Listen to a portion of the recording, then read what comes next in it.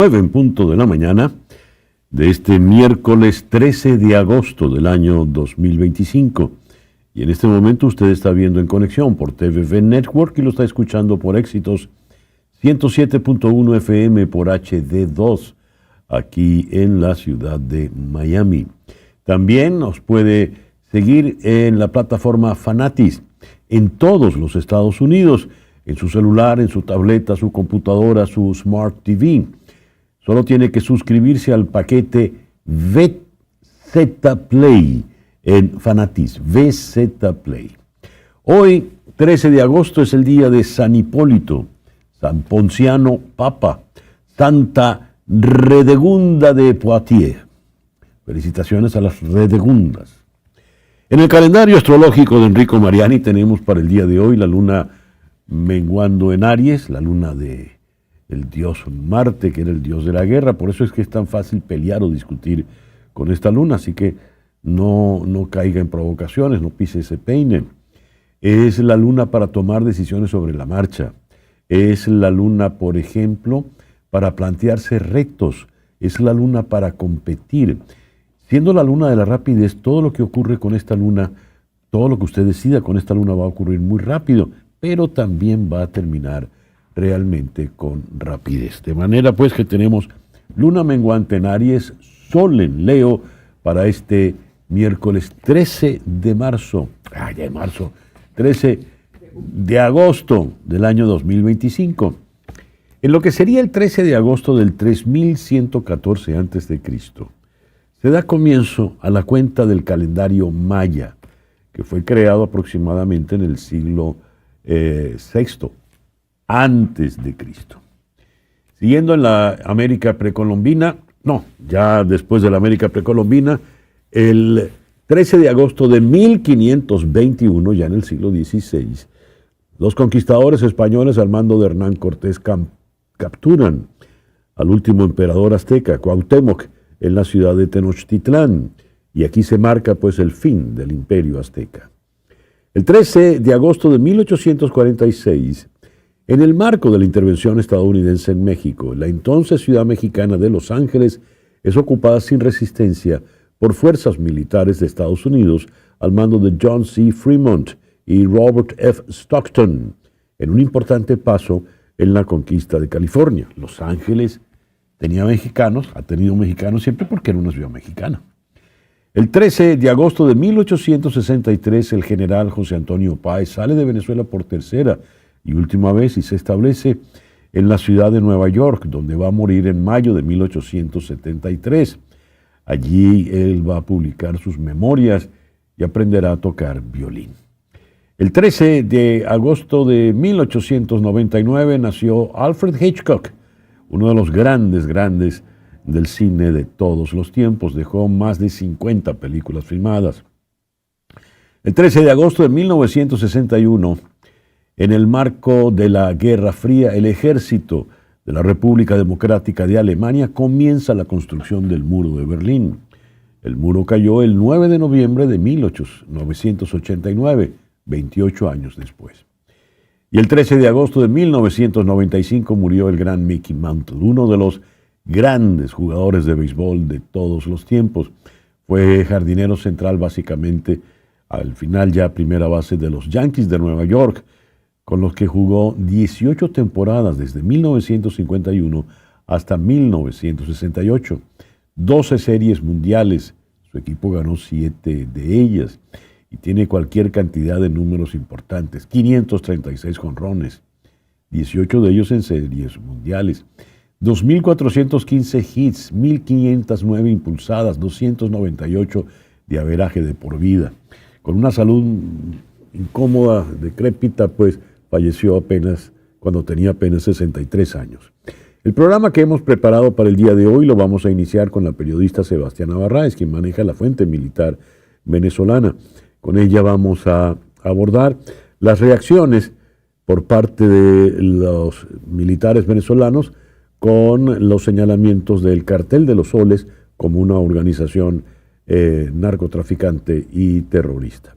Luego vamos a conversar con Goiseder Azúa, la periodista venezolana que está en Madrid, nuestra compañera aquí en TVV Network con el programa Esgoy. Con ella vamos a tocar los incendios, puntualmente el caso de Tres Cantos, allí al norte de Madrid. Después vamos a conversar con Héctor Chamis, el profesor en la Universidad de Georgetown, el politólogo, a propósito de un artículo muy interesante sobre la hiperpresidencialidad y puntualmente el caso de Pedro Sánchez en España. En Miami vamos a conversar con el abogado Wilfredo Allen. Cambios migratorios para los cubanos en los Estados Unidos. No son solo los venezolanos, los nicaragüenses, los que están en problemas. El foro del día de hoy, conservadurismo religioso y el poder en la Casa Blanca. Esto lo vamos a tocar con Guillermo Flores Borda, quien es un investigador en temas de religión, racismo y política en Boston, y con el analista político Javier Massa en Orlando. Luego vamos a conversar con el periodista Kirilo Lourenko, director ejecutivo de Home Radio, allá en Kiev. ¿Cómo perciben los ucranianos la reunión que se va a dar el viernes en Alaska entre Donald Trump y Vladimir Putin? Eso lo tocaremos con Lourenko. Y vamos a cerrar con el doctor Miguel Ángel Romero, él es neurólogo, él está en Caracas. Mónica Seles, la gran campeona mundial de tenis, la que fuera número 1, ha revelado que padece de miastenia gravis. ¿Qué es miastenia gravis? Eso lo vamos a conversar con el doctor Romero. Ese, pues, el programa que te hemos preparado para el día de hoy, miércoles 13 de agosto. A las 9:07 vamos entonces con las noticias más importantes de este día. La inflación en Estados Unidos se mantuvo estable en el mes de julio por debajo de las expectativas de los economistas, que anticipaban un ligero aumento tras los aranceles del presidente Donald Trump. Sin embargo, un indicador clave de los precios al consumidor, que excluye los volátiles costos de los alimentos y la energía, aumentó rápidamente el mes pasado, lo que sugiere que los aranceles de Trump habían impulsado a algunas empresas a subir los precios. Sin embargo, los economistas afirmaron que los datos de inflación en gran medida esperados, junto con el enfriamiento del mercado laboral, dan luz verde a la Reserva Federal para que recorte los tipos de interés el próximo mes. A propósito de la Reserva, el presidente Donald Trump aumentó la presión sobre el señor Jerome Powell, el presidente de la Reserva Federal, con la amenaza de instaurar una demanda en su contra por el valor de la renovación de la sede del organismo y por no rebajar las tasas de interés. En una publicación en Truth Social, Trump se refirió a Powell como un funcionario lento en su capacidad para avanzar en el citado proyecto. Escribió: Jerome Powell debe bajar la tasa ahora, el ahora en mayúsculas. El daño que ha causado por siempre actuar demasiado tarde es incalculable. Afortunadamente la economía es tan buena que hemos pasado por encima de Powell y de la complaciente junta de la Fed. Estoy considerando permitir que proceda una gran demanda contra Powell debido al horrible y sumamente incompetente trabajo que ha hecho al gestionar la construcción de los edificios de la Fed. $3,000 millones para un trabajo que debió haber sido una renovación de 50 millones. Nada bien. Fin de la cita del presidente Trump. Es bueno acotar que en esos 3,000 millones el presidente está incluyendo un edificio que se entregó hace 5 años, tal y como se lo hizo ver el propio Jerome Powell. Además, gracias a las políticas de Jerome Powell, la inflación se ha mantenido contenida en Estados Unidos. Las tropas rusas abrieron una brecha repentina en el este de Ucrania, en lo que según los analistas es un intento de presionar a Kiev para que ceda territorio días antes de las conversaciones entre Washington y Moscú en Alaska.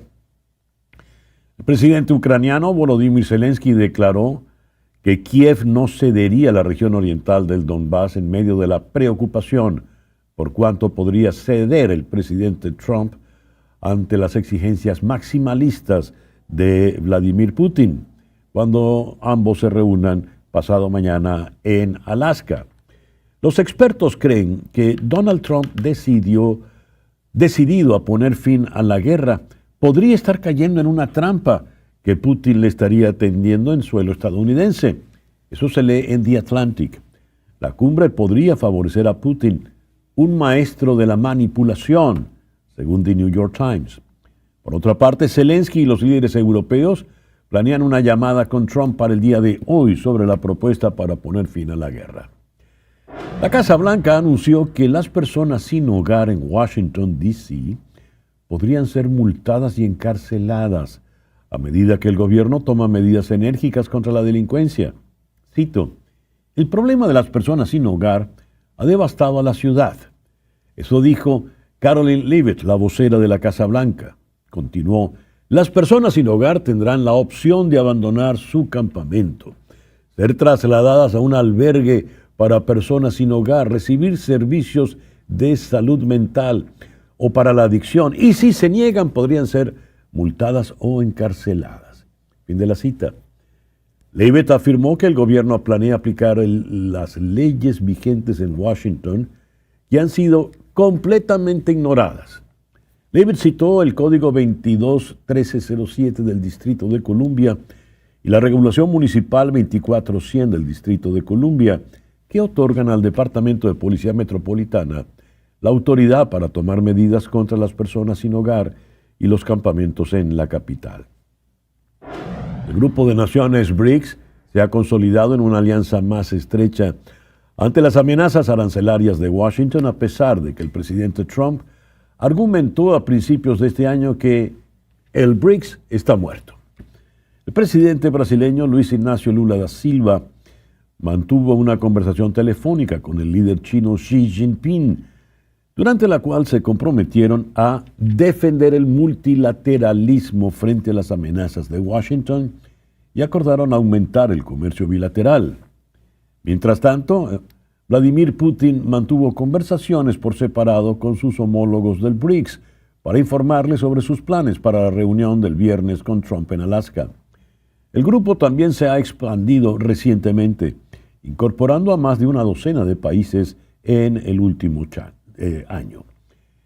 China instó a las empresas nacionales a evitar la compra de los chips H2O de NVIDIA, alegando que son de baja calidad y que pueden representar amenazas para la seguridad. La decisión de Pekín se produce después de que Estados Unidos diera luz verde a las exportaciones de los chips a China, siempre que NVIDIA pague a Washington el 15% de los ingresos generados. NVIDIA ha afirmado que los chips menos potentes que los que vende en Estados Unidos no tienen puertas traseras que permitan el acceso remoto. Algunos críticos estadounidenses han expresado su propia preocupación que incluso los chips H2O podrían impulsar a las empresas chinas de inteligencia artificial, mientras Pekín y Washington compiten por el dominio de la industria. La Cancillería venezolana, en un comunicado difundido por el ministro Iván Gil, expresó su condena a las recientes operaciones de ExxonMobil en Guyana. Hoy fue entregado al gobierno de la República Cooperativa de Guyana una nota verbal en la que se expresa la más enérgica protesta por el inicio de operaciones del buque flotante de producción, almacenamiento y descarga One Guyana en el bloque Stabroek, por la parte de la transnacional ExxonMobil, en asociación con las autoridades guyanesas. Cita textual del comunicado de la Cancillería venezolana.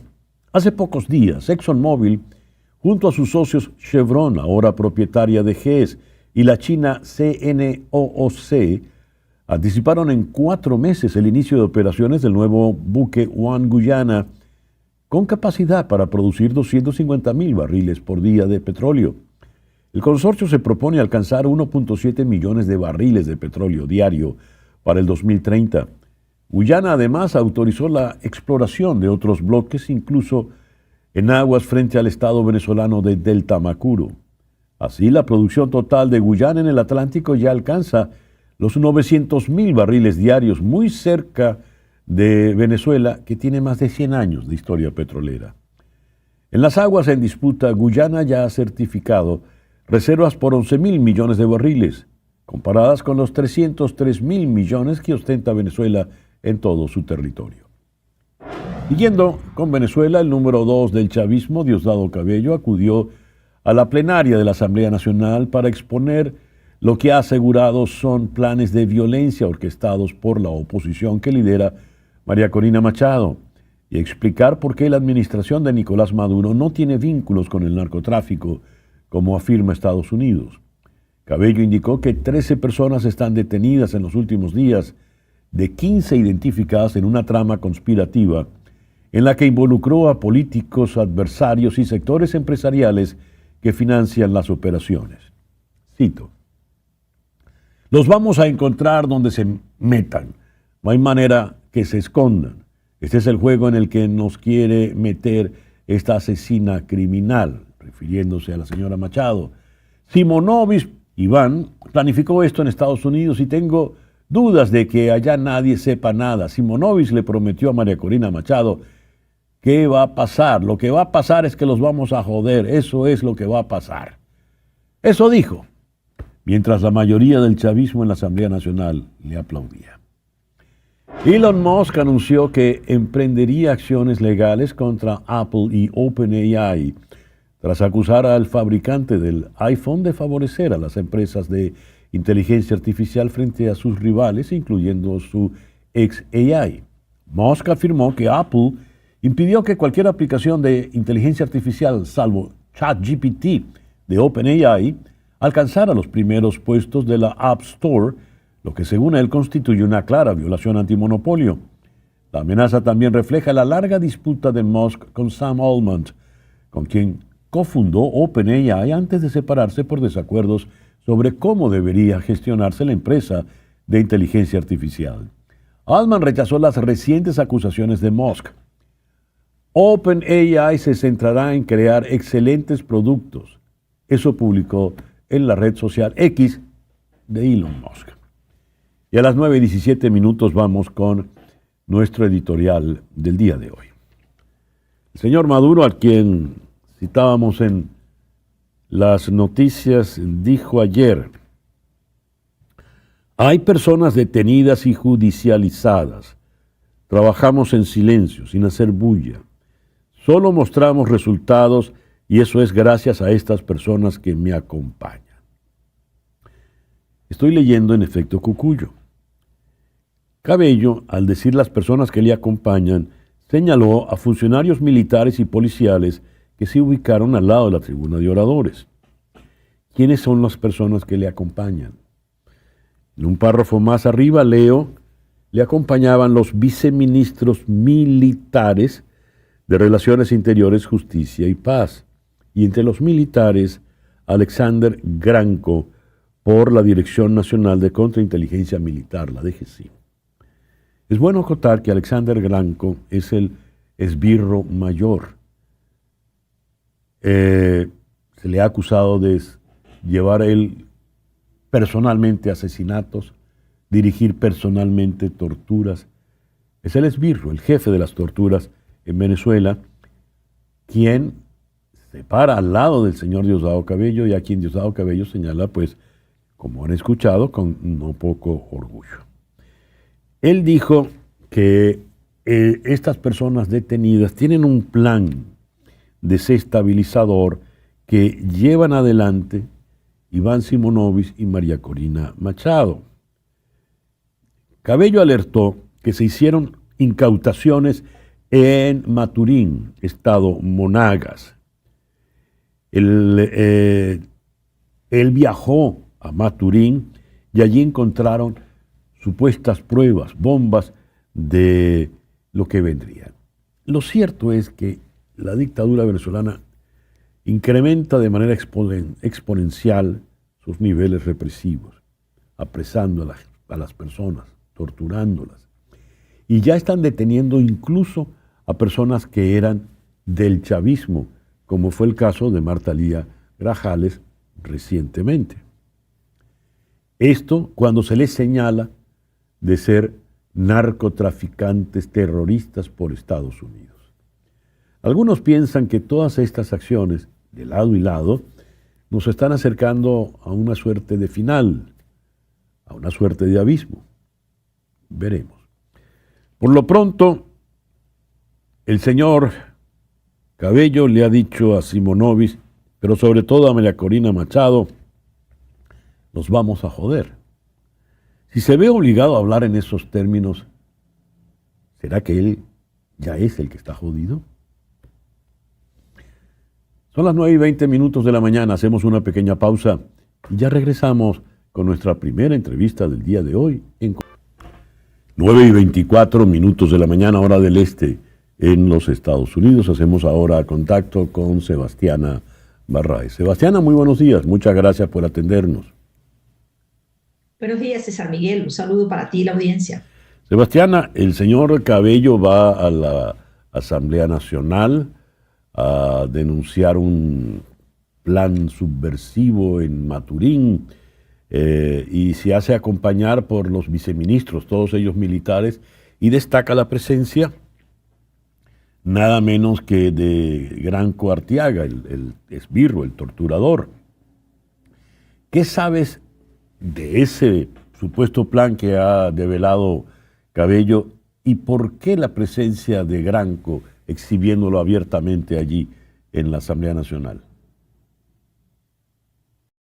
Eh, lo de Granco es lo del coronel Alexander Enrique Granco Artiaga, pues es evidente, se ha convertido en algo así como el escolta personal de Diosdado Cabello y es la unificación de dos mentes sumamente perversas para tratar de crear falsos positivos y de montar todo este cuento de las operaciones a ver si les resultan redondas. Sobre lo que ha dicho Diosdado Cabello sobre lo que encontraron supuestamente en dos galpones de Maturín en el estado Monagas. Mira, César Miguel, eso no tiene cómo sostenerse, porque sencillamente es evidente que fue un montaje mal hecho, apresurado, una vez que obtuvieron información que ese día específicamente, iba a haber un anuncio por parte de Estados Unidos que iba a perjudicar al régimen de Nicolás Maduro. Y no sé si se esperaban o no que fuese específicamente el aumento de la recompensa, 50 millones de dólares, pero más aún las razones por las que Estados Unidos expone que toma esa decisión. Y es porque están revelando que por primera vez los Estados Unidos asume claramente que lo que está haciendo el régimen venezolano, eh, eh, lesiona los intereses de los estadounidenses. Creo que muchas veces todas estas operaciones que habían montado desde el régimen venezolano, pues hablaba de conspiraciones y de todo este tipo de cosas, pero este cuento en particular que termina montando Diosdado Cabello con la puesta en escena de la el supuesto descubrimiento de una cantidad de explosivos, pues mira, César Miguel, qué cómico es. Yo me dediqué con mucha calma a ver no solamente lo que dijeron, sino lo que escribieron en esas plataformas.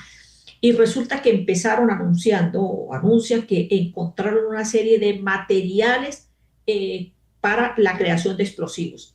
Bueno, y todo ese cuento lo resumen finalmente en que Diosdado Cabello dice que sospecha que en esas cajas que encontraron hay material C4. O sea, Bien. indudablemente que desde todo punto de vista era una puesta en escena. A ver, ¿por qué Estados Unidos con tanta precisión le sube, le duplica la recompensa por la cabeza de Nicolás Maduro y señala al cartel de los soles? ¿Será que acaso la detención de Hugo Carvajal, alias El Pollo, ha cantado y ha dado información al respecto? También estaba preso en Estados Unidos y se ha declarado culpable, al igual que Carvajal, Ovidio Guzmán, el Chapito, el hijo del Chapo Guzmán. ¿Qué sabes de esto, Sebastiana? Bueno, si bien yo no descarto de ninguna manera la importante información que al respecto pudo aportar y puede aportar el mayor general Hugo Armando Carvajal Barrios sobre lo que se ha hecho en Venezuela durante la Revolución Bolivariana, tanto en la época de Hugo Chávez como la de Diosdado Cabello y Nicolás Maduro en esta segunda etapa de la revolución, pues yo creo que, fíjese, hay mayor precisión en lo que puede haber revelado el hijo del Chapo Guzmán. ¿Por Porque qué? sin duda, porque la decisión que toma Estados Unidos es precisamente en estos momentos e involucra a los dos países, tanto a México como a Venezuela. Y Estados Unidos ha venido trabajando sobre el tema Venezuela desde hace mucho rato. Pero en estos momentos, cuando alega que lo que está ocurriendo en materia de narcotráfico ya no son hechos precisamente aislados o sencillamente negocios, está diciendo que están siendo lesionados los intereses de los estadounidenses. Y eso implica una actuación por parte de las autoridades de ese país, porque, como yo muchas veces he dicho, creo que los venezolanos a veces que nos creemos que estamos en el ombligo del mundo, resulta que asumimos que, bueno, que a los otros países les puede interesar lo que pasa en territorio venezolano. Yo Mm, insistí muchas veces en que Estados Unidos iba a ver claramente como una amenaza lo que sucedía en Venezuela en el momento en el que se percataran que esos intereses los estaban amenazando seriamente. Y ya no se trataba de derechos humanos, ya no se trataba ni siquiera del hambre ujú. que se pasa en Venezuela, sino de los intereses que afectan a Sí. los estadounidenses y que en este caso queda evidente. Sebastiana, Nicolás Maduro en tanto jefe del cartel de los soles. ¿Cómo funciona ese cartel de los soles? ¿Es Nicolás Maduro el equivalente de lo que era, por ejemplo, el Chapo Guzmán con el cartel de Sinaloa? ¿Podemos comparar ambos carteles? ¿De qué estamos hablando? No, fíjense, mi estimado César, yo siempre insistí y que uno debe tener muy claro cuál era esta situación del llamado cartel de los soles. Cuando eso ocurre, cuando eso empieza a aparecer en el escenario, pues era evidentísimo que no existía un cártel como tal llamado de los soles, sino que había militares de alto rango, entre esos generales, involucrados en todo este negocio del narcotráfico y de las rutas del narcotráfico en Venezuela. Pero resulta que la situación en Venezuela es peor, César Miguel, de lo que alguna vez fueron los cárteles, por ejemplo, de Cali o estos de Medellín o incluso los que hay en México, porque es que esas son organizaciones que actúan paralelas al Estado. El Ujú. problema es que en Venezuela no. En Venezuela lo que está ahora, y es lo que yo creo que es clave para los Estados Unidos, es que quienes están en el alto poder son precisamente el cártel. Ujú. No se trata de militares como anteriormente ocurría y que le dieron nombre a esto del llamado cártel de los soles, que participaban en el negocio del narcotráfico, sino que ahora es desde la propia cúpula del poder en Venezuela, estableciendo relaciones, acciones, negociaciones que involucran y digamos que actúan conjuntamente con organizaciones reconocidas a nivel internacional que tienen negocios con el narcotráfico, como ocurre con la guerrilla colombiana, específicamente con el Ejército de Liberación Nacional y lo que antes fue las Fuerzas Armadas Revolucionarias de Colombia. Sebastiana, ya que mencionas al ELN, ¿qué pasó en la frontera? Leo aquí, el combate entre guerrillas por la muerte de alias Sarko Aldinever se inició en la frontera, incluyendo los estados Apure y Amazonas, desde el lunes 4 de agosto. No solo versiones de habitantes de la zona le confirmaron a Infobae el enfrentamiento entre el ELN y la Segunda Marquetalia, también lo hizo la alcaldesa de Maroa, dirigente del PSUV, Floricela Amazonas Guerrero Briceño. Ella fue llamada a Caracas, lo que indica que la sacaron en avión de Maroa para que apareciera en el Consejo Federal de Gobierno para las fotografías con los que el régimen pretende demostrar que hay total normalidad en el país. ¿Qué es esto, Sebastiana, por favor? Bueno, lo primero, César Miguel, que debo decir es que es verdad, cierto, que desde el 4 de agosto se iniciaron unos combates producto casualmente de la muerte de alias Zarco. Alias Zarco era el segundo comandante de la segunda Marquetalia, la liderizada por alias Iván Márquez. Ujú. Esta guerrilla había venido conviviendo tranquilamente en las zonas del territorio venezolano ya desde hace tiempo, junto con el Ejército de Liberación Nacional. Lo que hasta ahora se ha ido filtrando de la manera quizás más cierta es que hubo una reunión reconocida por la propia Segunda Marquetalia a través de un comunicado donde, iban a contar allí iban a sacar algunas cuentas y finalmente las cuentas resultaron mal y el ELN termina con la vida de alias Zarco. Desde ahí se ha desencadenado una guerra entre estas dos organizaciones en la frontera venezolana, pero además en territorio adentro, tanto de Venezuela como de Colombia. Y quiero precisar, César Miguel, no es que ocurrió, es que está ocurriendo. Incluso en estos momentos, en esta población de El Orza, del estado Apure, están velando a una persona, un muchacho, que resultó muerto en estos enfrentamientos del lado colombiano. En el lado venezolano han ocurrido por lo menos 40 bajas entre estas organizaciones y de las cuales la Fuerza Armada Nacional ha hecho absoluto silencio a pesar de que en estas poblaciones, tanto de Apure como del Amazonas, hay evidencias clarísimas, tal y como lo reveló la propia alcaldesa, a la que hiciste mención, Sí. que en efecto a través de un video pidió auxilio por los enfrentamientos que estaban ocurriendo en territorio venezolano en Amazonas. Ya para terminar, Sebastiana, ¿cómo va a terminar, valga la redundancia, Nicolás Maduro después de que por su cabeza hay 50 millones de dólares de recompensa? Bueno, yo creo que más de uno quiere ganarse esas recompensas de San Miguel, más de uno, sobre todo por la situación crítica que hay en el país. Yo lo que siento es que, y voy a empatar rápidamente esto, con esa presencia de Granco junto a Diosdado Cabello, es porque hay, obviamente, intereses internos en la revolución bolivariana que, digamos que ven con buenos ojos el desplazamiento de Nicolás Maduro del poder. Obviamente, por otro igual que él. Pero digamos que al fin y al cabo esa guerra interna sigue librándose, aunque también hacen acciones conjuntas para tratar de mantener la revolución en el poder, aunque con un cabecilla distinto. Veremos. Sebastiana, muchísimas gracias por estos minutos en la mañana de hoy. A ti, César Miguel, y a tu audiencia, un abrazo, buenos días. Gracias a Sebastiana Barraez. Son las 9:36. A las 9:39, Capicúa, vamos a Madrid, donde está Goiseder Azúa. Goiseder, muy buenos días, muy buenas tardes allá al otro lado del océano. Buen día para todos, César. Goiseder, en primer lugar, quiero que recibas de parte mía en lo personal y de todo el equipo que hace Conexión un muy, muy fuerte abrazo.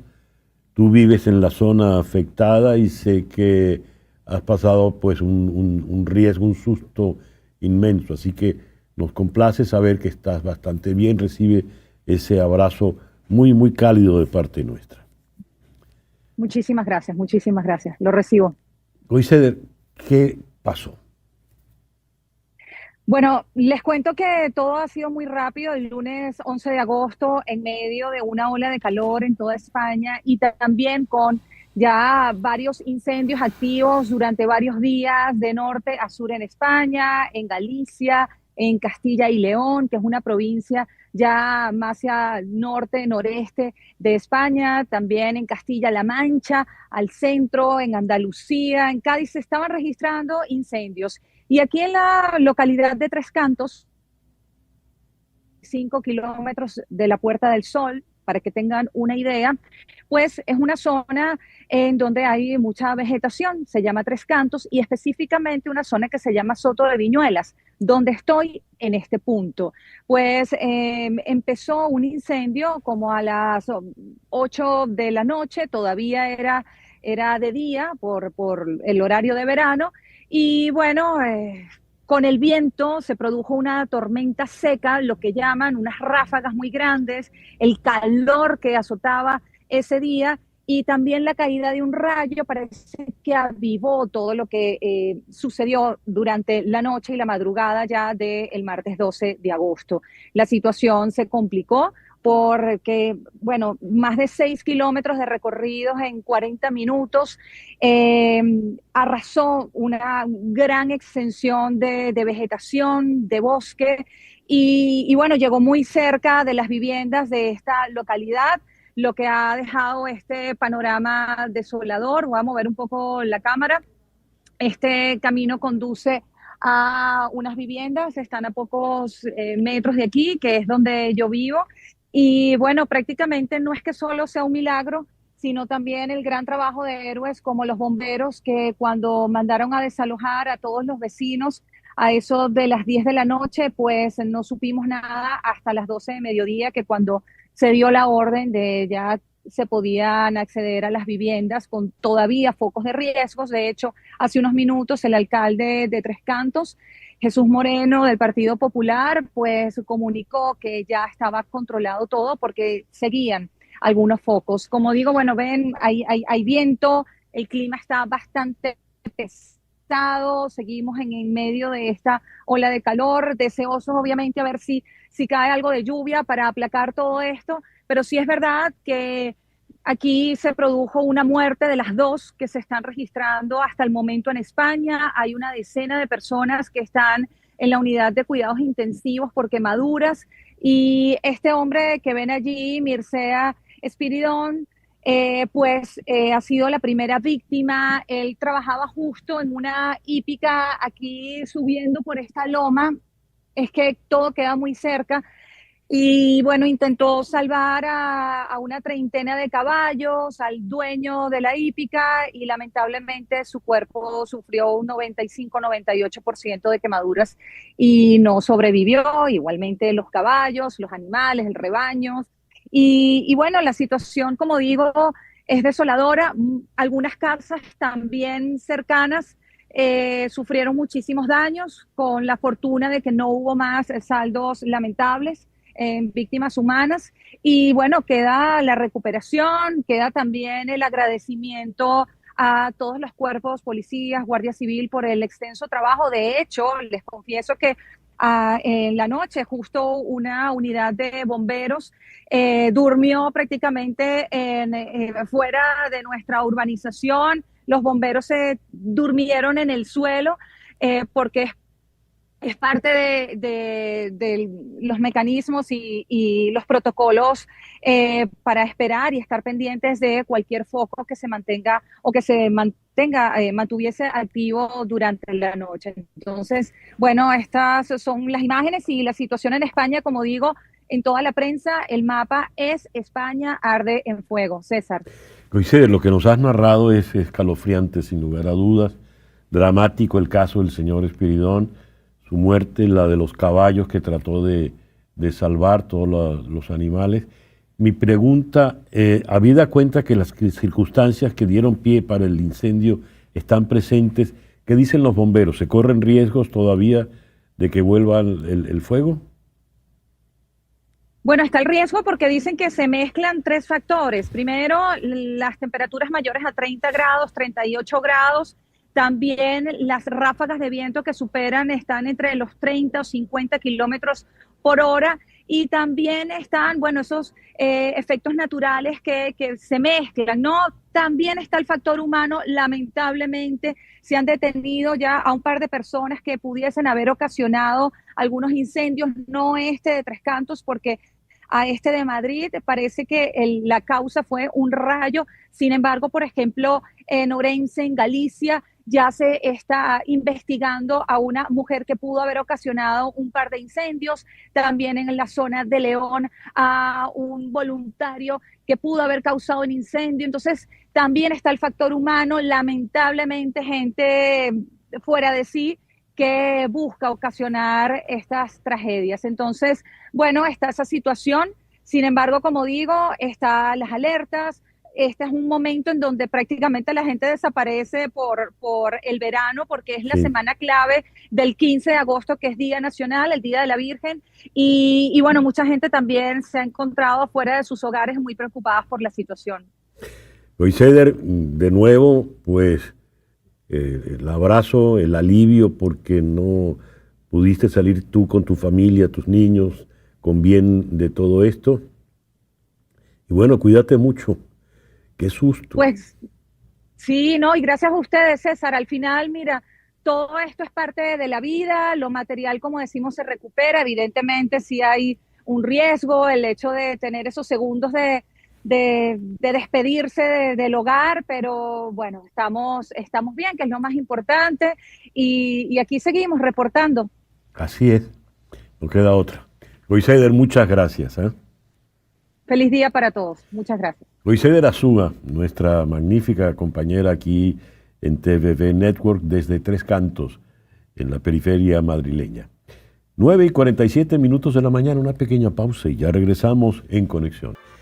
Y a las 9:50 de la mañana vamos a la ciudad de Washington, donde está el politólogo, el destacado analista Héctor Chamiz, profesor en la Universidad de Georgetown. Héctor, muy buenos días, muchas gracias por estar con nosotros en la mañana de hoy.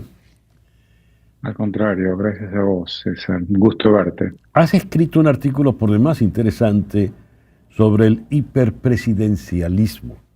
Ya hablaremos de Pedro Sánchez, a quien se lo atribuyes, pero en principio, ¿qué es el hiperpresidencialismo, Héctor?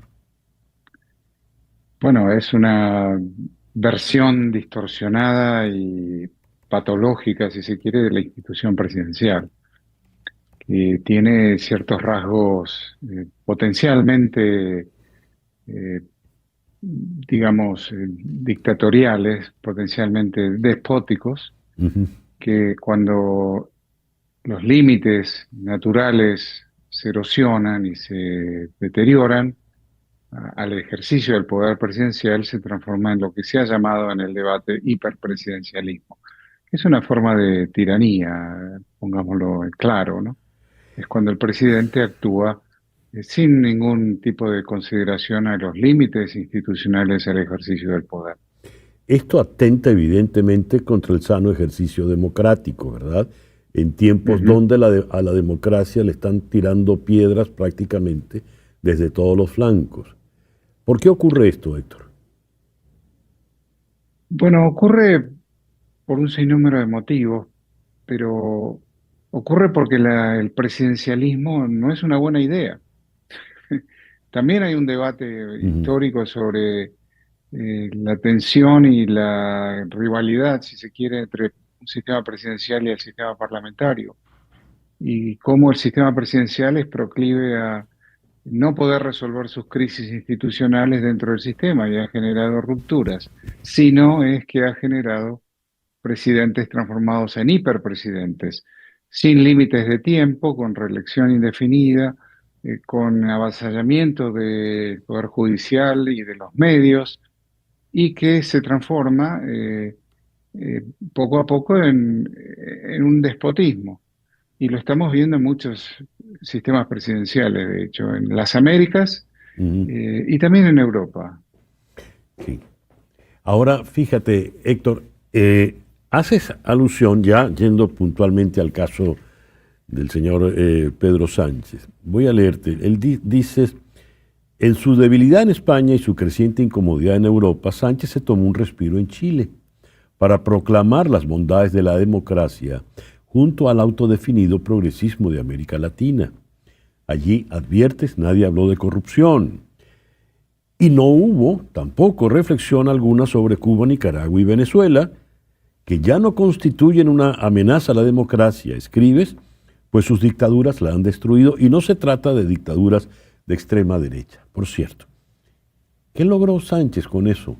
¿Qué estaba buscando? Bueno, buscaba, yo creo, tomarse un respiro de la situación en España, que estaba y va a volver a estar después del verano muy complicada para él, por la corrupción, por los diferentes sectores de crisis que está enfrentando el gobierno. Y buscaba, bueno, buscar apoyos en aliados naturales, Lula, Boric, Petro, Y por cierto, el título oficial del evento era Democracia Siempre en Santiago, organizado por el gobierno de Gabriel Boric. Sí, Bueno, Democracia Siempre también para Cuba, para Venezuela y para Nicaragua, claro. que no fueron nombrados. Te voy a citar de nuevo. De regreso a la realidad de España, la descomposición de su gobierno ha puesto a Sánchez en un callejón sin salida. Su debilidad no lo hace menos peligroso, en realidad más. No sería el primer político en minoría parlamentaria e impedido de renunciar por las implicancias legales de la corrupción, a quien la desesperación lo lleva a huir hacia adelante. ¿Cómo es esa huida hacia adelante para Pedro Sánchez, aliado, como tú dices, de enemigos del propio Estado español? Así es, aliado a partidos separatistas, vasco y catalán, Catalanes. que no reconocen la legitimidad del Estado español. Lo cual es una pregunta, digamos, de consideración, que tengan representación parlamentaria cuando no reconocen esa institución, en parte. Bueno, huir hacia adelante es, provocar una crisis institucional que está planteada en estos términos, provocar una patada al tablero, de alguna manera, a riesgo de la Constitución, a riesgo de la integridad parlamentaria. No tiene los votos, no tiene el número de curules necesarios, pero tiene alianzas antisistema, alianzas que no van a favor de la estabilidad de la democracia española y de la Constitución del 78, sino que la cuestionan y la niegan. Y eso es profundizar la crisis. Pedro Sánchez, en situaciones normales, este gobierno parlamentario habría caído. Pero allí está y está maniobrando para quedarse en el poder a toda costa. ¿Y qué ha ocurrido con sus oponentes, fundamentalmente el PP y más allá con Vox? Bueno, Vox le resulta útil a Pedro Sánchez como monstruo, como amenaza. Claro. Porque están las antípodas ideológicas. Pero por el otro lado, lo que uno ve es que el PP no ha estado a la altura de las circunstancias. Y ya desde la última elección, el PP fue la primera minoría y no obstante no formó gobierno, y Pedro Sánchez lo formó con estos partidos antisistema. En cualquier sistema parlamentario como este, el primer ministro habría renunciado, se habría formado un nuevo gobierno o se habría llamado a una elección anticipada. Esto puede ocurrir, es probable, pero es sorprendente que dentro de la magnitud de esta crisis no haya ocurrido todavía. Y es sorprendente que su propio partido le permita seguir adelante en esta situación. Recuerdo la caída de Margaret Thatcher, que era una primer ministra fuerte, por supuesto, y llegó un momento donde, sin contar con, no solo la oposición, contando con la oposición laborista, pero sin contar con votos propios de su propio partido la obligó a renunciar, y fue el fin del thatcherismo, como se llamaba. Una última... a quien también... Sí, dime, adelante. dime, No, termina, por favor, termina la idea. No, a quien también se consideraba en el debate una primer ministra presidencial, Sí. por la manera en que ejercía el poder. Bueno, le llamaban la dama de hierro, ¿no? Así es. Una última pregunta. En toda esta crisis española, ¿qué rol juega Rodríguez Zapatero? Bueno, Rodríguez Zapatero es el hacedor de estas alianzas. Es el padrino político de Pedro Sánchez en todo este proceso, que ya se va alargando varios años, desde 2018. Y por supuesto, en una política exterior del gobierno de Pedro Sánchez por demás opaca. Y vuelvo a Venezuela, y vuelvo a Nicaragua, y vuelvo al rol del gobierno de Pedro Sánchez en la prolongada crisis venezolana. Héctor, muchísimas gracias por estos minutos en la mañana de hoy.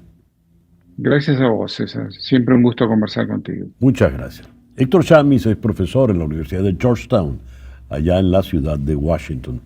9:59 de la mañana, Capicúa. Hace más de 13.000 millones de años, el universo daba sus primeros pasos.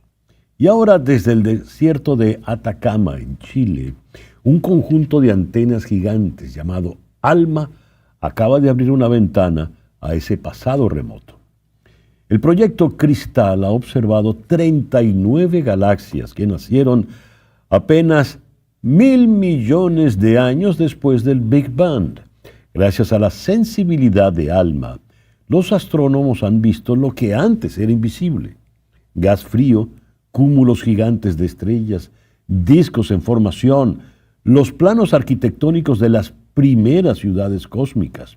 Rodrigo Herrera Camus, líder del estudio, lo resume así: podemos ver cómo se ensamblaron los primeros discos galácticos y cómo el gas moldeó las galaxias que conocemos hoy. En algunas, como Cristal 13, la luz visible desaparece tras nubes inmensas de polvo, revelando estructuras ocultas que solo emergen en longitudes milimétricas. En otras, como Cristal 10, la emisión de carbono es misteriosamente débil, un enigma que recuerda a raras galaxias del universo cercano. Loreto Barcos Muñoz, del Observatorio Nacional de Radioastronomía de los Estados Unidos, lo describe como ver galaxias tempranas no solo como puntos de luz, sino como ecosistemas completos. Estos hallazgos son más que datos, son piezas de un rompecabezas que nos acerca a entender cómo nació la Vía Láctea y quizá nuestro propio lugar en la historia cósmica. Si ALMA puede viajar tan lejos en el tiempo, ¿hasta dónde podrá llegar la próxima vez?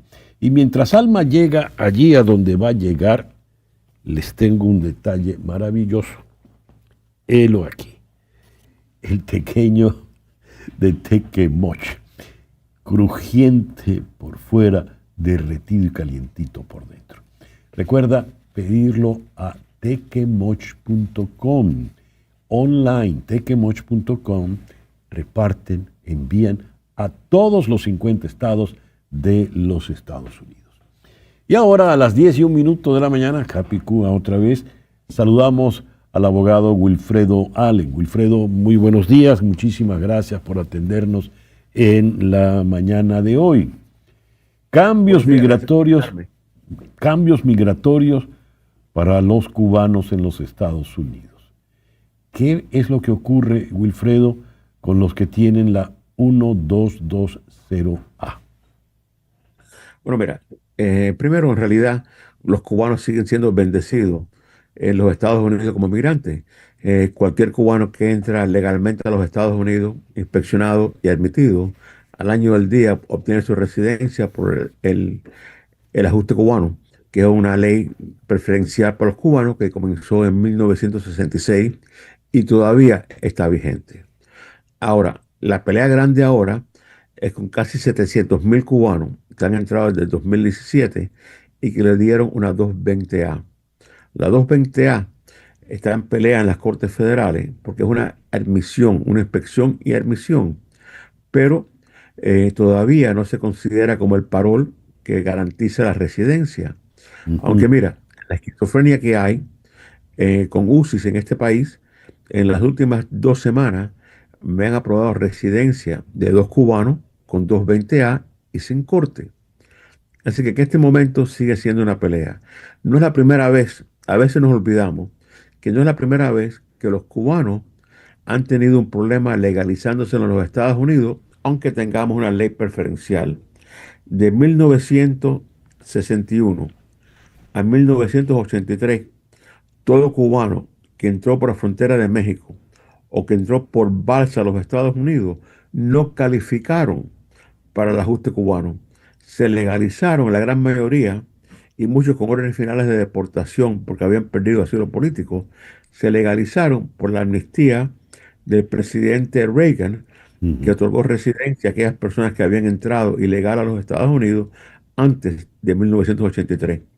Y los que entraron desde 1983 a 1995 lograron legalizarse por NACARA, no por el ajuste cubano.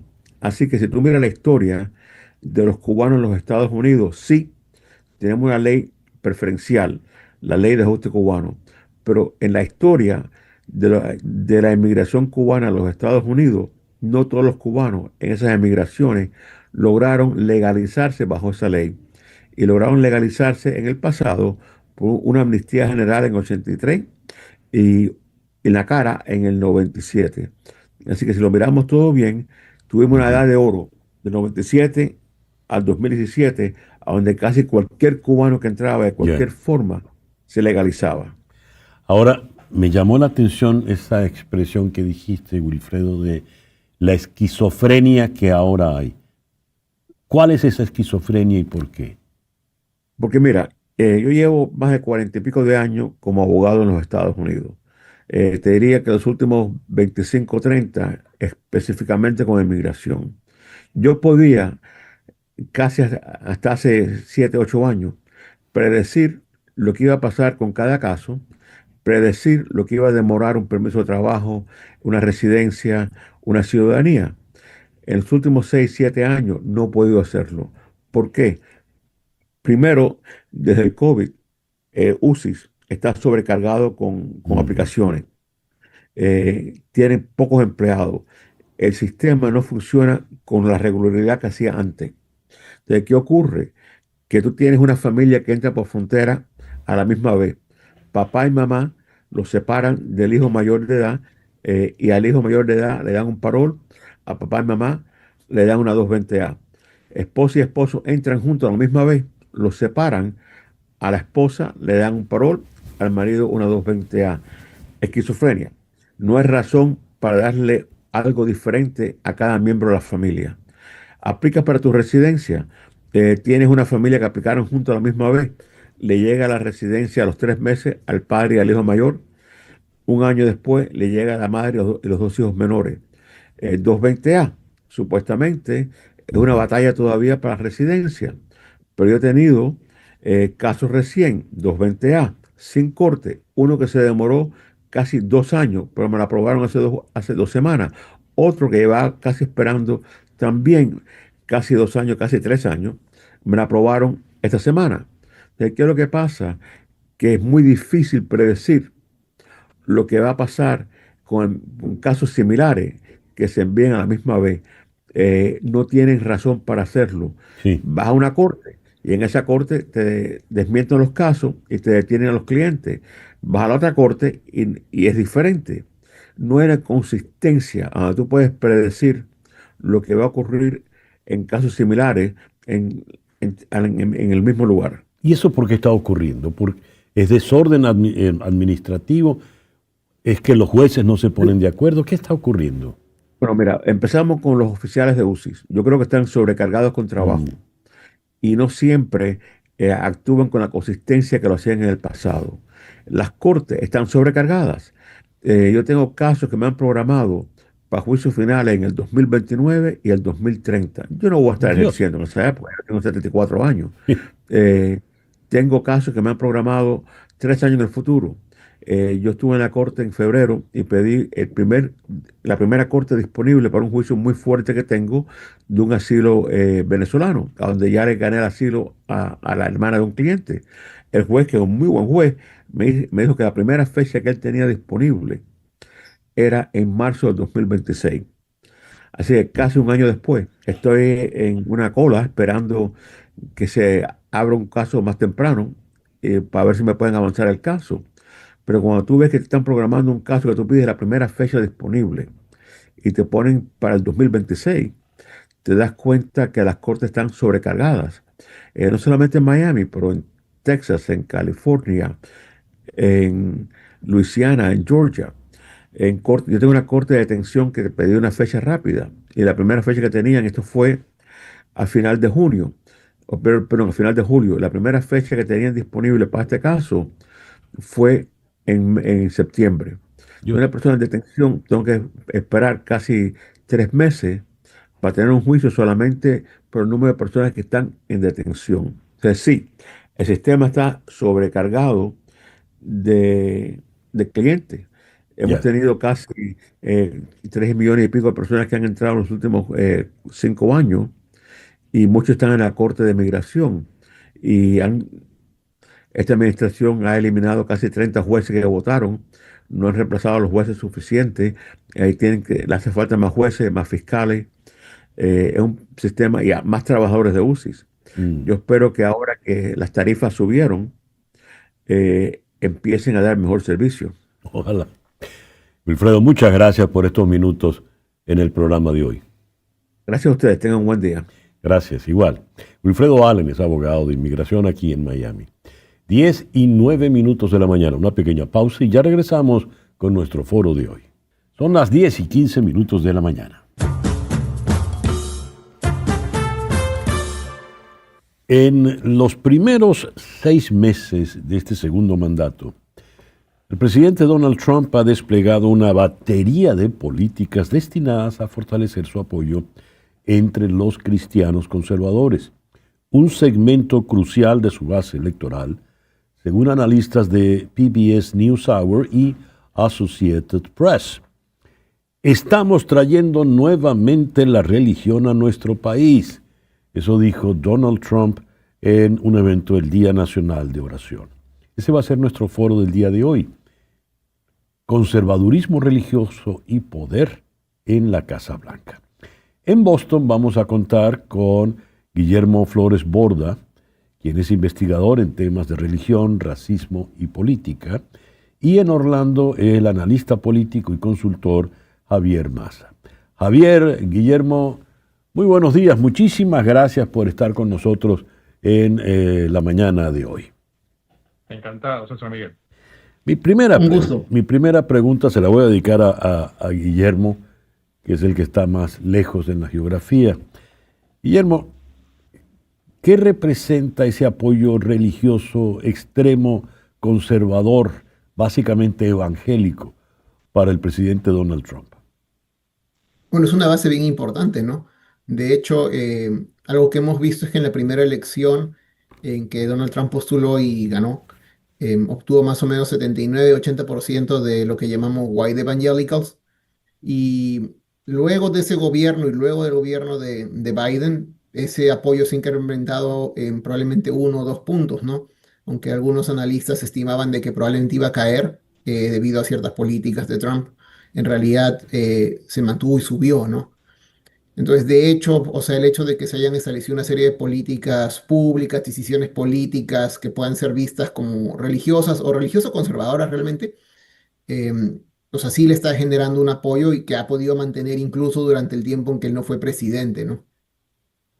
¿Por qué Donald Trump le dice a sus seguidores, Javier, estamos trayendo nuevamente la religión a nuestro país? Ay, César, lo que está haciendo Donald Trump es pasar por encima de la Constitución. No es que esté trayendo la religión. Este país, si algo lo ha caracterizado, es la diversidad de sus expresiones religiosas. Claramente la Constitución en la primera enmienda dice, ¿no?, que el Estado y la religión van por separado. Inclusive en una interpretación la Corte Suprema llegó a hablar de la gran muralla. Así lo dice, que debe dividir al gobierno y a la religión. Entonces, lo que habría que hacer es interpretar, yendo a tu pregunta de lo que dijo Trump, no es que estamos devolviendo la religión a este país, estamos tratando de imponer la religión cristiana en este país. O sea, eso es lo que es. Estamos tratando de imponer la versión más conservadora del cristianismo en Estados Unidos. Y lo hemos visto, o sea, ya la Corte Suprema retrocedió con el tema del aborto a una posición clara y cerradamente conservadora. Y lo estamos viendo constantemente en los mensajes que nos llegan de la Casa Blanca. O sea, sí, a ver, estamos reinstalando la versión más conservadora, más cerrada de la religión en su versión cristiano-evangélica en Estados Unidos. Eso es lo que está pasando. Guillermo, me llamó la atención que utilizaste el elemento racial, el evangelio, los evangelistas blancos. ¿Por qué haces hincapié en el tema racial? Por una razón bien importante, ¿no? Porque creo que cuando la gente piensa, yo soy un analista, pero también soy evangélico, ¿no? Pero soy un latino evangélico, O sea, es un votante distinto, bien distinto a lo que llamamos un evangélico blanco o white evangelical, ¿no?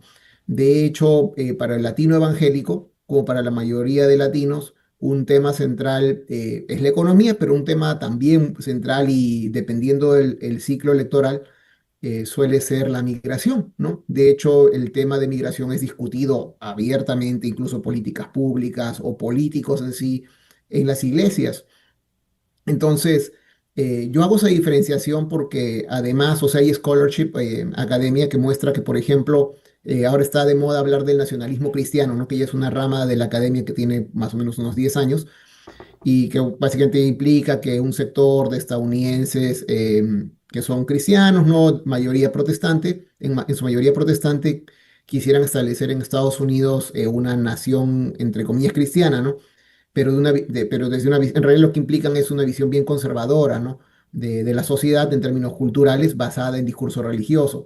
Acá lo que quiero hacer la diferencia, ¿por qué hago la diferencia yo? Es que, por ejemplo, cuando uno dice nación cristiana, hay ya estudios que muestran que los términos nación y cristiano son términos racializados para los cristianos blancos. Es decir, ellos están imaginando, no todos, pero en buena parte, una nación, cuando ellos piensan en nación cristiana, están pensando en un grupo segregado, en una nación que sea mayoritariamente blanca, mayoritariamente conservadora.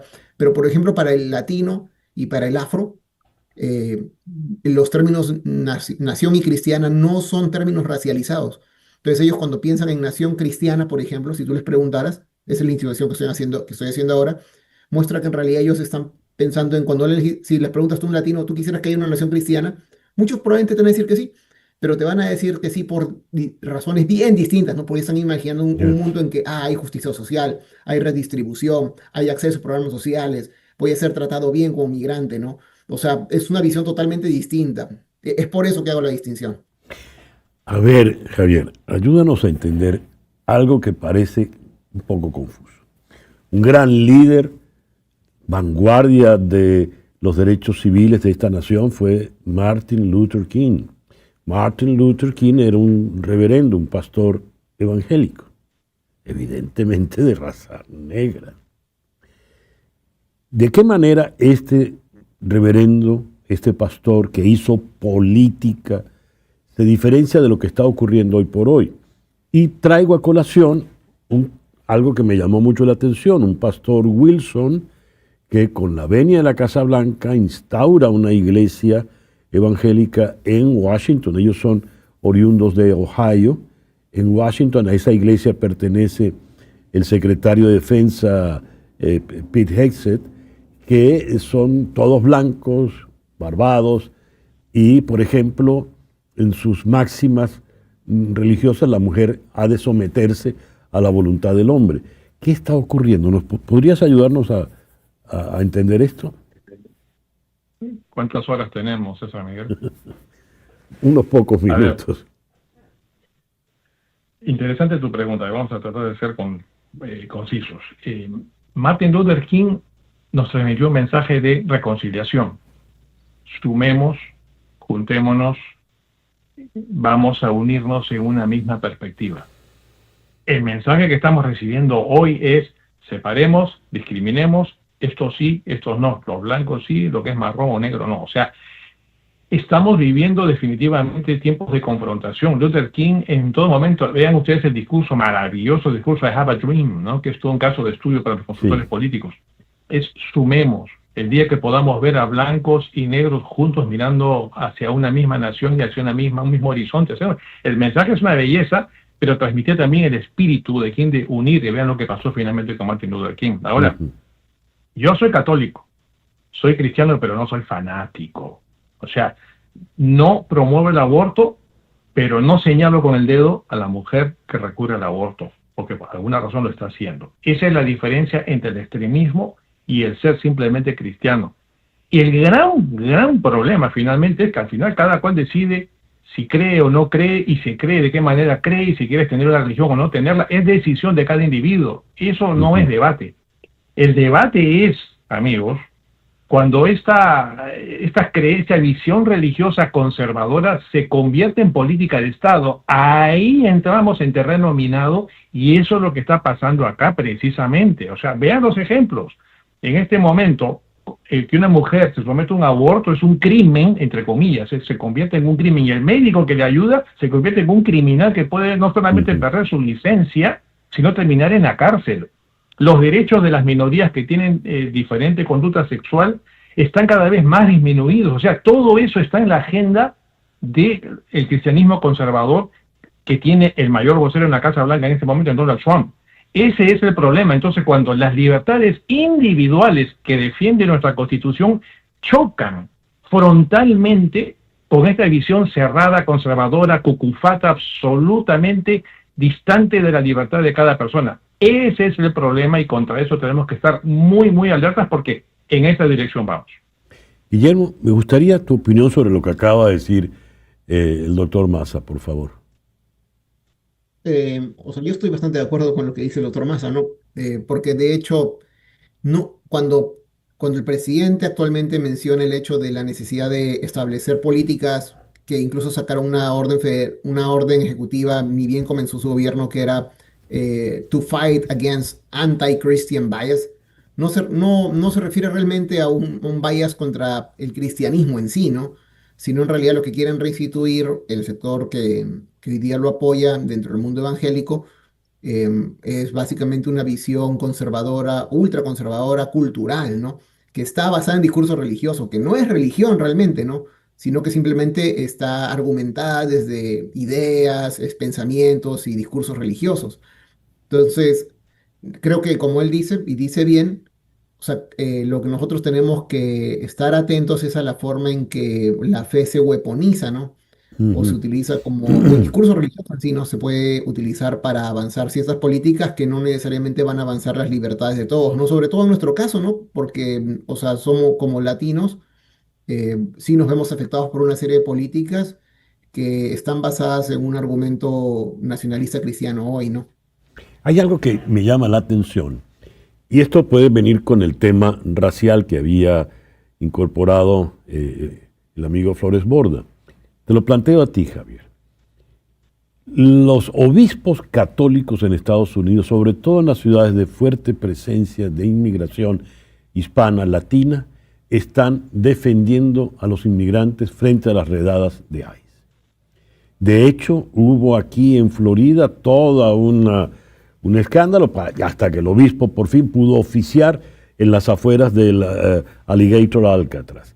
Por ejemplo, ¿qué representa eso? Porque ahí tenemos a la alta autoridad católica actuando, y además a nombre del Papa, que es el primer Papa oriundo de los Estados Unidos. ¿Qué es eso, Javier?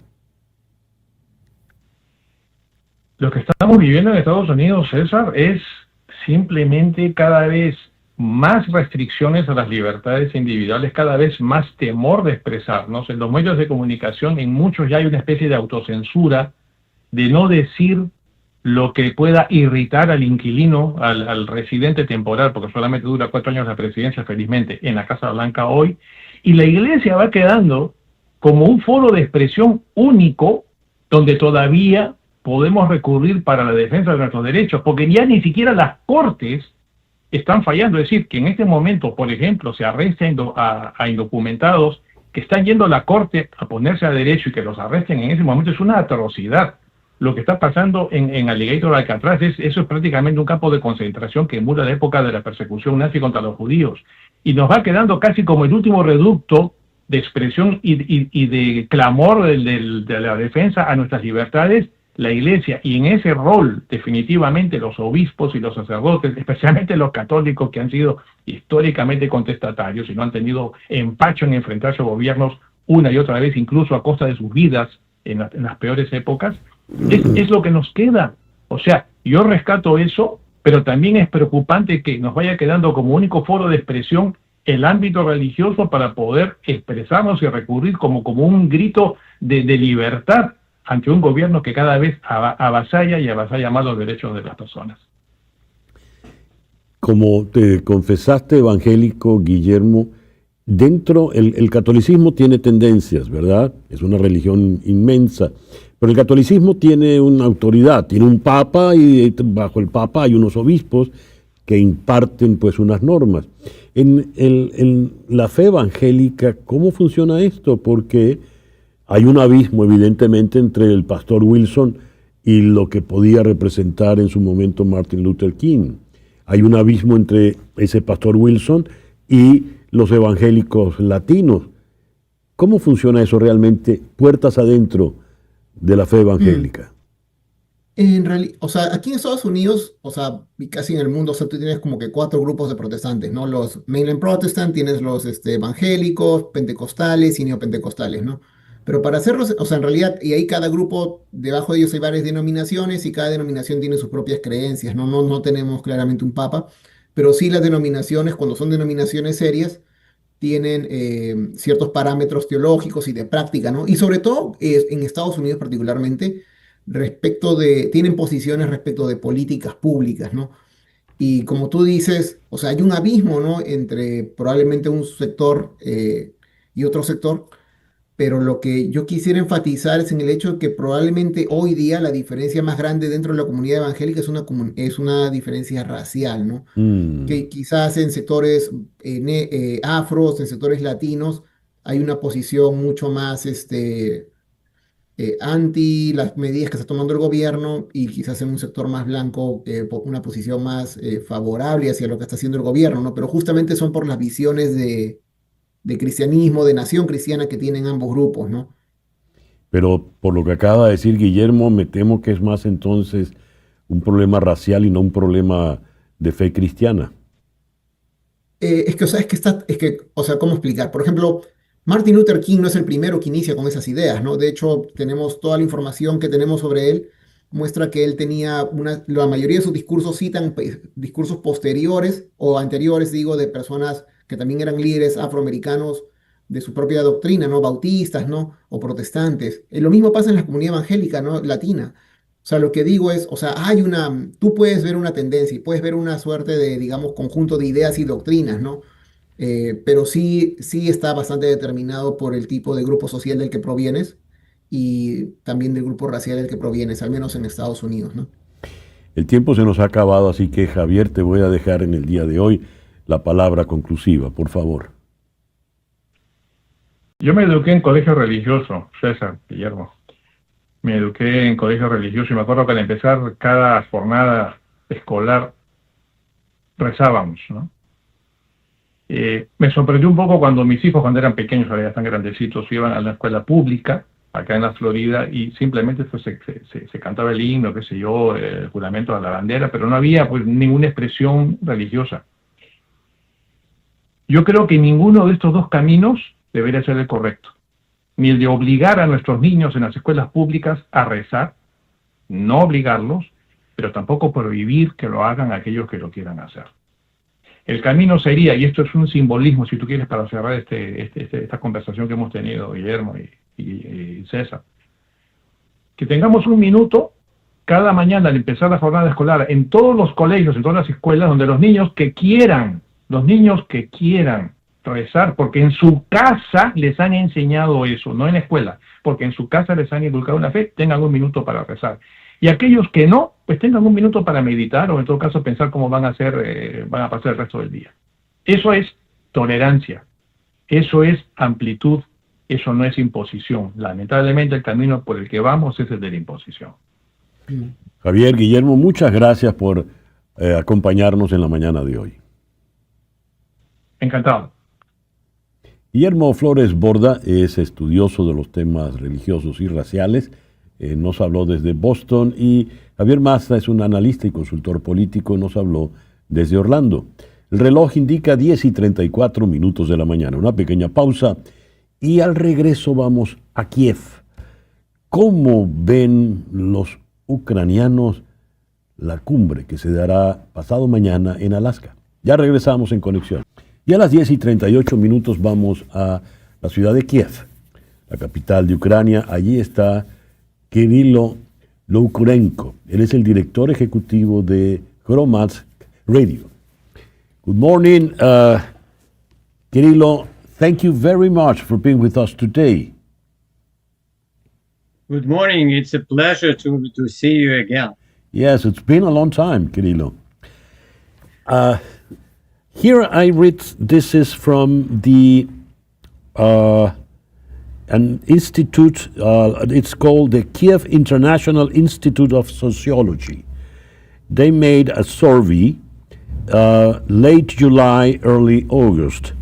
According to this survey, 42% of the Ukrainians still think that the U.S. is a reliable ally. What should I understand by that? Le estoy preguntando a Kirilo sobre un estudio, una encuesta hecha a finales de julio, principios de agosto, por el Instituto Internacional de Sociología de Kiev, donde se afirmó que el 42% de los ucranianos interrogados, entrevistados, pensaba que Estados Unidos todavía es un aliado confiable. Le he preguntado a Kirilo qué se entiende en medio de este contexto por un aliado confiable. Kirilo, please. Yep. The situation is, well, I would say that most of the Ukrainians, they become more and more disappointed with the US attitude. This is probably the lowest figure of people who trust Americans, and I would not say it's an attitude towards the general American public, but probably it's more about the president of the United States. Let me translate, please. Dice, es una medida creciente. Hay decepción entre los ucranianos con relación a Estados Unidos. Y ese 42% es la cifra más baja de confianza en Estados Unidos. Mas no es con el pueblo americano que hay decepción, es decepción con el presidente Donald Trump. Le voy a preguntar a Kirilo, ¿qué esperan los ucranianos que ocurren en las conversaciones de Alaska? What are the expectations among the Ukrainian people, Kirilo, about could be the results in the meeting in Alaska next Friday? Ukrainians basically think that President Trump continues his ambivalent policy. He is sometimes nice with Russia, President Putin, sometimes he is nice with Ukraine. And this is very disappointing for many Ukrainians who used to trust the American superpower before, as the Americans used to support the Ukrainian government before. And basically, there are few very positive expectations from the coming meeting in Alaska. Ukrainians are skeptical about this meeting.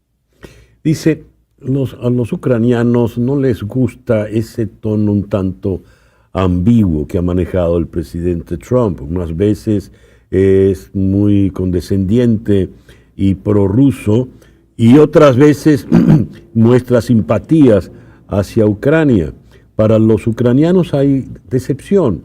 Ya no se puede confiar en Estados Unidos como se confiaba antes, que era una superpotencia que siempre estaba de manera firme, aliada de la causa ucraniana.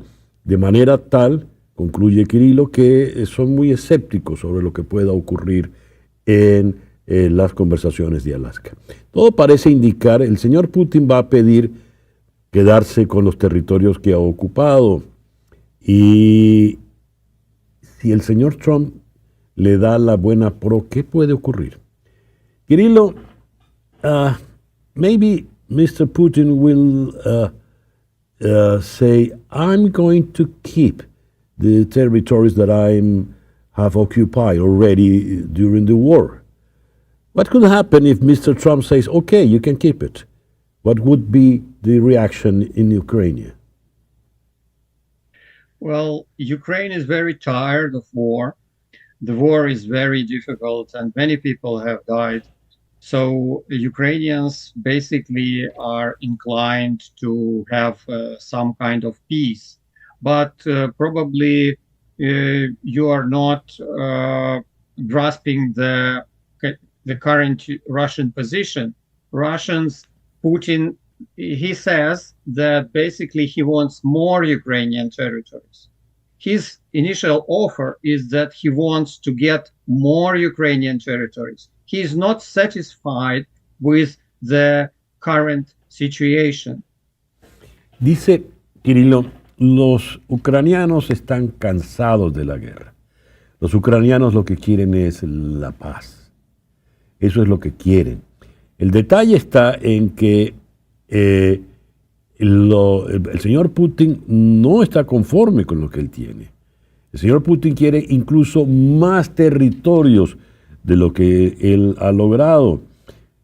Ahora, sin embargo, le voy a preguntar a Kirilo, me parece que sería como demasiado, porque además Ucrania cuenta con el apoyo europeo.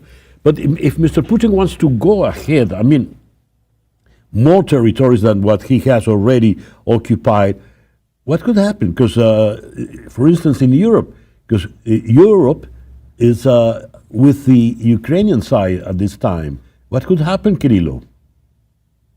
It will lead, in this case, to a prolonged war. We will continue this abnormal situation. We will continue to fight. Ukrainians will continue to fight. Russians will continue to fight.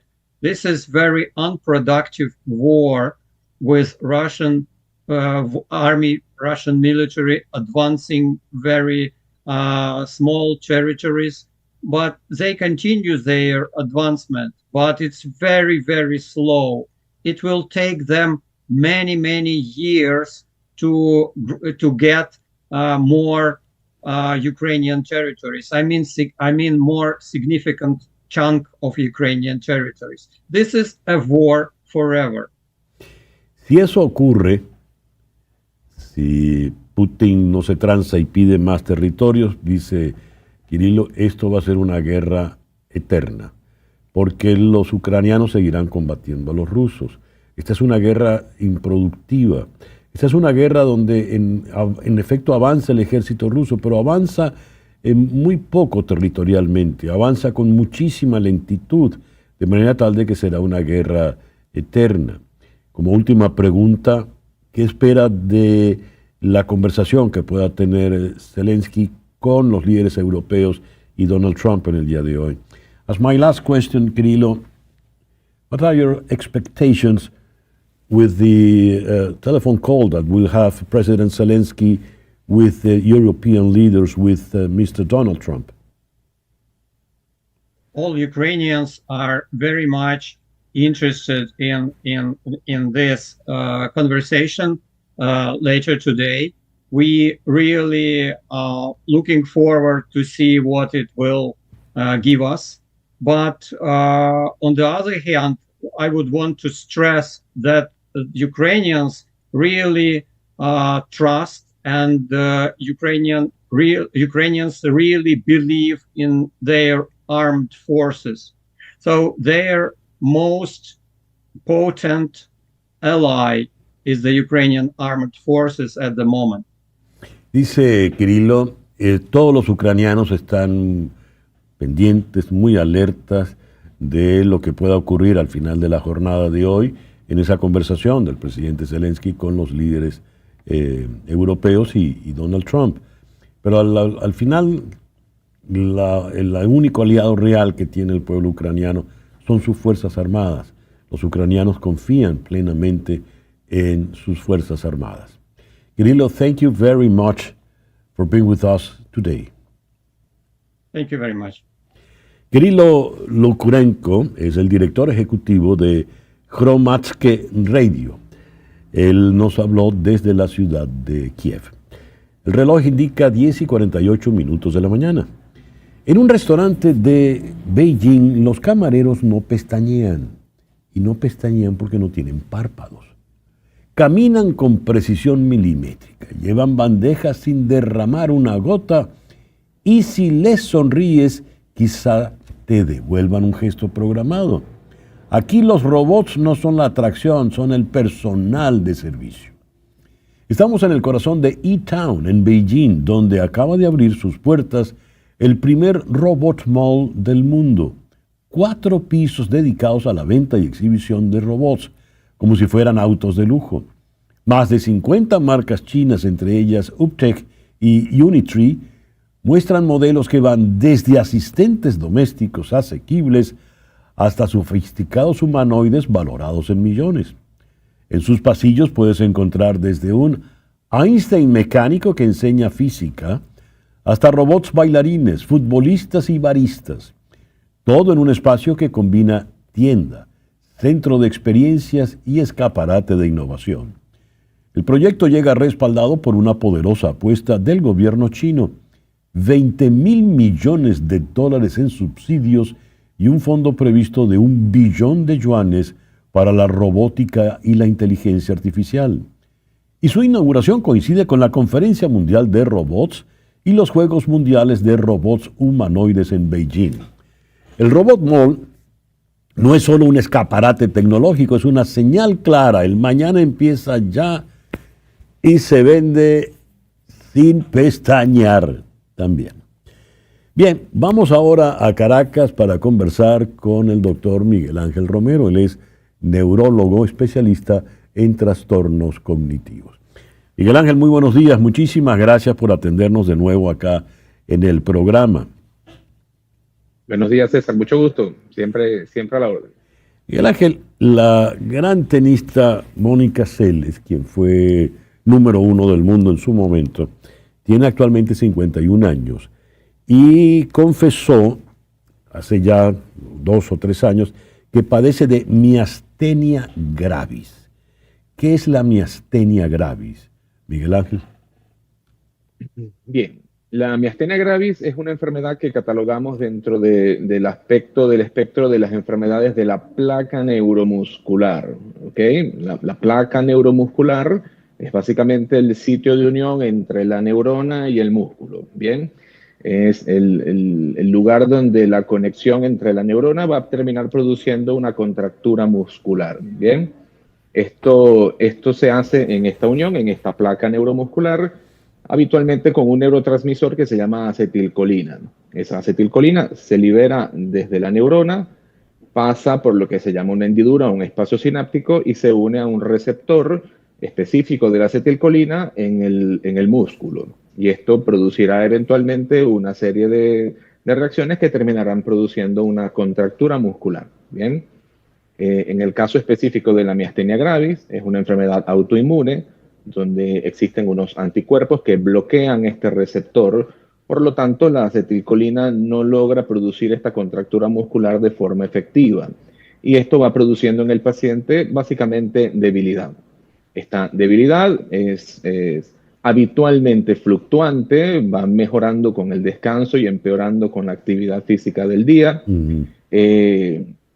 Y tiene algunas características, al menos en la mayoría de los pacientes, la debilidad es muy ocular y facial. De hecho, Mónica refiere en su entrevista que decía que veía 2 pelotas. No sé, la visión doble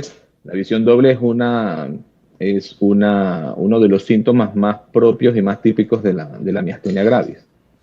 ¿Y qué ocurre? No puede, por ejemplo, no tiene control sobre sus músculos. No, ella tiene control sobre, bueno, los pacientes en general tienen control sobre sus músculos, pero llega un momento en el que la actividad muscular se va deteniendo poco a poco y el paciente empieza a estar muy débil. Los síntomas más típicos, sus párpados empiezan a caer, los ojos empiezan a debilitarse, entonces empiezan a tener visión doble, tienen una voz muy, muy nasal, los músculos fonatorios y deglutorios se van debilitando, refieren que les cuesta deglutir, que les cuesta tragar sobre todo agua. Y esto, insisto, al menos una de las cosas típicas para nosotros los neurólogos de diagnosticar o de sospechar de miastenia, además de este tipo de debilidad, es lo fluctuante del cuadro. Refieren que al despertar están relativamente bien y que al pasar del día empiezan a presentar estos síntomas y sobre todo que se exacerban y empeoran con el ejercicio físico. ¿Qué tipo de tratamiento tiene la miastenia gravis? Bien, la miastenia gravis tiene varios tratamientos. El tratamiento principal, que es el de tratar de recuperar esa unión de la acetilcolina al receptor, se hace a través de unos bloqueadores de una enzima que destruye la acetilcolina. Entonces, cuando la acetilcolina se une al receptor, que vuelve a este espacio sináptico, hay una enzima que la degrada. Entonces, al bloquear esta enzima, la acetilcolina tiene más capacidad de volverse a unir al receptor, de ir compitiendo con el anticuerpo que lo está bloqueando. Entonces, al ofrecer más acetilcolina y menos anticuerpos, este receptor se va a activar un poco más. Esos son bloqueantes de esta enzima que se llama acetilcolinesterasa. Y esos son como el tratamiento básico. ¿Y ese tratamiento es inyectado, se toman pastillas? ¿Es algo que hay que tomar? Es un tratamiento oral, correcto. Es un tratamiento oral que se toma todos los días. En pacientes difiere 2, 3, hasta 4 veces al día, obviamente con algunos efectos adversos. Esto provoca un exceso en algunos casos de actividad que llamamos nosotros colinérgica y produce otros síntomas, vómitos, diarrea, puede producir distintos síntomas. Entonces hay que tener un balance entre lo que serían los síntomas de la enfermedad y el tratamiento. ¿Y qué es actividad colinérgica? Bueno, la actividad colinérgica sería, en este caso, la exageración de la función de la acetilcolina en el cuerpo. Entonces hay muchas contracturas, calambres, hay un aumento en las secreciones del paciente. Son otros síntomas que incluso paradójicamente pueden llegar a producir cierta debilidad también. Entonces a veces es difícil identificar cuándo la debilidad es por la miastenia o cuándo por el tratamiento. ¿Y por qué se contrae esta enfermedad? ¿Por qué surge? Como ocurre con prácticamente todas las enfermedades autoinmunes, pero con la miastenia al menos hay una relación muy significativa con la persistencia de una glándula inmunitaria que se llama timo. El timo es una glándula localizada entre el cuello y el tórax, está en lo que nosotros llamamos el mediastino, y es un órgano que está en el niño y se va degradando a partir de los 15 años, y luego ya en el adulto prácticamente tiene poca o ninguna función, y eso se va degradando con el tiempo. Hay una relación... Dime. No, ¿hay manera de prevenir la miastenia gravis?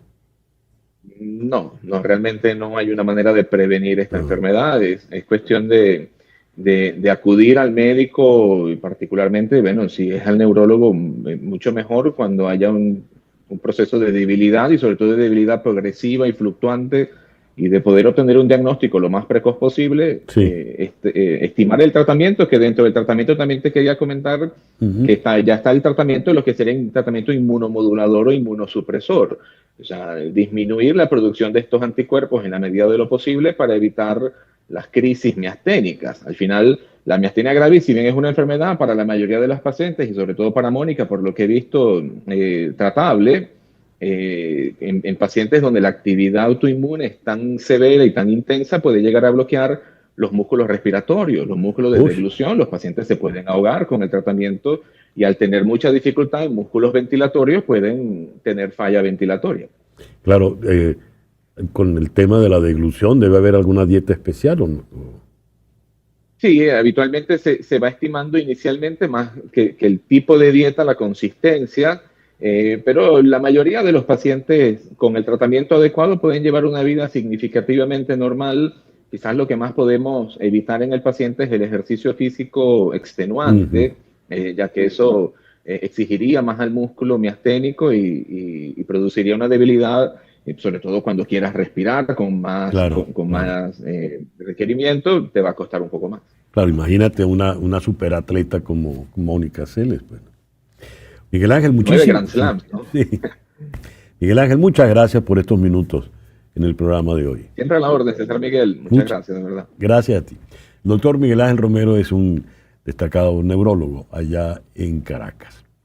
Son las 10:57. Este jueves, en Conexión, todo lo que debes saber del encuentro Trump y Putin y los resultados previsibles, según reuniones anteriores entre los dos líderes. Este jueves, en Conexión. Gracias, pues, por permitirnos estar allí. Tengan todos el mejor día posible. En Conexión fue una producción de Floralicia Anzola desde 360 Content para TVV Network en los estudios de éxitos Miami 107.1 HD2. con Laura Rodríguez en la producción general, Mariel Sofía Rodríguez en la producción informativa, Carlos Prato en los controles y ante el micrófono, quien tuvo el gusto de hablarles, César Miguel Rondón.